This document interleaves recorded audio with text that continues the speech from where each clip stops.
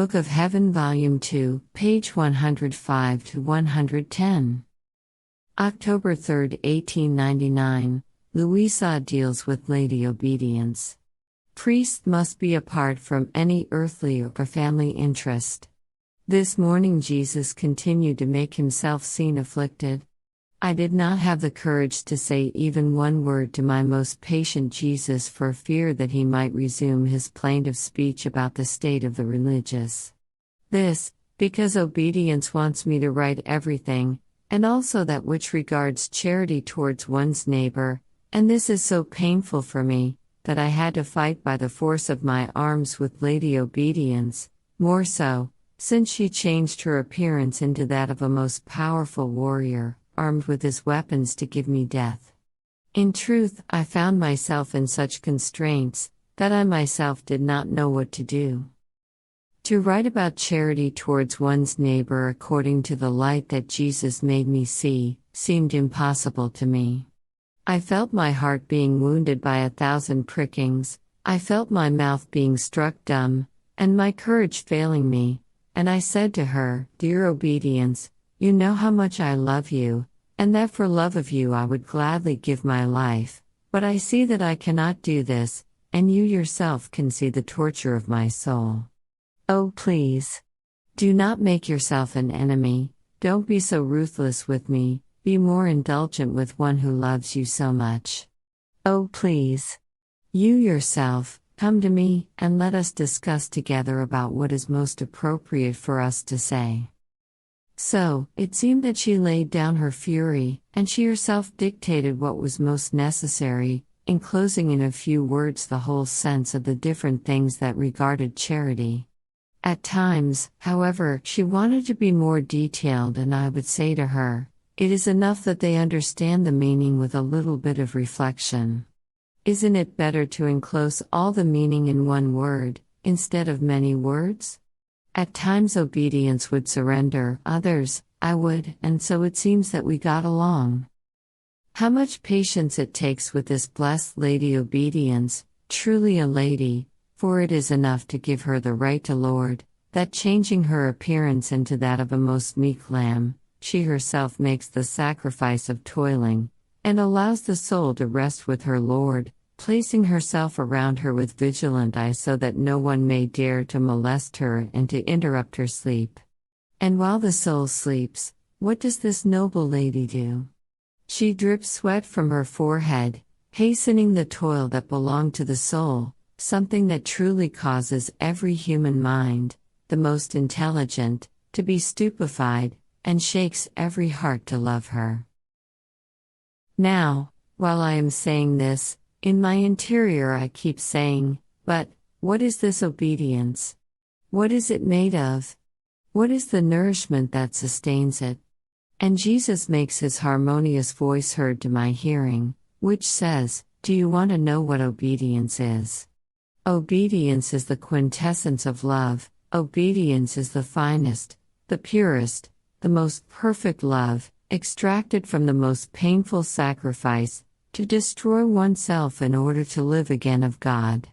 Being most noble and divine, obedience tolerates nothing human in the soul, and nothing which does not belong to it. Therefore, all its attention is on destroying within the soul everything which does not belong to its divine nobility, that is, love of self. And once it has done this, it cares very little about whether it alone struggles and toils on behalf of the soul, while allowing the soul to rest peacefully. Finally, I myself am obedience. Who can say how amazed and ecstatic I remained on hearing these words of blessed Jesus? Oh, holy Obedience, how incomprehensible you are! I prostrate myself at your feet and I adore you. I pray you to be my guide, teacher and light, along the disastrous path of life, so that, guided, instructed and escorted by your most pure light, with certainty, I may take possession of the eternal harbor. I stop here, almost forcing myself to go out of this virtue of obedience, otherwise I would never stop speaking. So much is the light of this virtue which I see, that I could endlessly continue writing about it. But other things call me, therefore I keep silent, and I go back to where I left. So, I saw my sweet Jesus afflicted, and remembering that obedience had told me to pray for a certain person, with all my heart I commended him to him, and Jesus told me, "My daughter, may he make all of his work shine with virtue alone, but especially, I recommend that he not meddle in the things of family interest. If he has something, let him give it away. If he does not, I don't want him to get involved with anything else. He should let things be done by those who are supposed to, while he should remain disentangled, free, without getting muddy with earthly things, otherwise he would encounter the misfortune of the others who, since they wanted to meddle in some things of their families from the beginning, all the weight then fell upon their shoulders. And I, only because of my mercy, had to permit that they would not prosper but rather become poorer, so as to let them touch with their own hands how unseemly it is for a minister of mine to sully himself with earthly things. On the other hand, and this is word that came from my mouth, the ministers of my sanctuary, as long as they do not touch earthly things at all, would never lack their daily bread. Now, with these ones, if I had allowed them only to prosper, they would have sullied their hearts and would have cared neither about God nor about the things pertaining to their ministry. Now, bothered and tired of their state, they would want to shake it off, but they cannot, and this is the penalty for what they should not do. Afterwards, I commended a sick person to him, and Jesus showed his wounds, which that sick person had given to him. I tried to pray him, to placate him, to repair him, and it seemed that those wounds would heal. And Jesus, all benignity, told me, "My daughter, today you have performed for me the office of a most skillful doctor, for you have tried not only to medicate and to bandage the wounds which that sick person gave to me, but also to heal them. So I feel very much soothed and placated." Then I understood that by praying for the sick, one comes to perform the office of doctor for our Lord, who suffers in his very images. October 7, 1899, Jesus indignant with the people.